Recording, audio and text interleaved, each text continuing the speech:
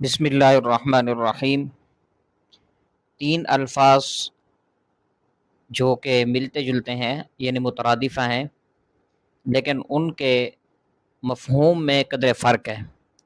وہ ہے حیلولہ، قیلولہ اور ایلولہ۔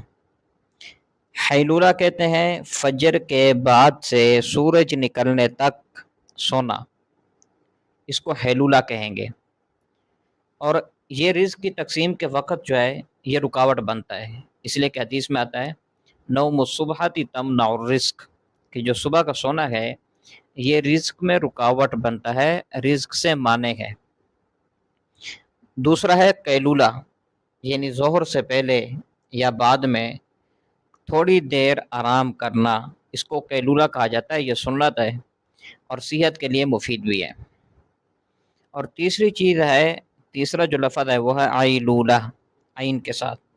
یہ کہتے ہیں عصر کی نماز کے بعد لیٹنا، یہ نقصان دہ بھی ہے اور جسمانی کمزوری کا سبب بھی بنتا ہے، اسی لیے قیلولہ کا اہتمام کیا جائے۔ ایلولہ اور حیلولہ سے احتراز اور اجتناب کیا جائے۔ اللہ تبارک و تعالی ہمیں عمل کی توفیق عطا فرمائے۔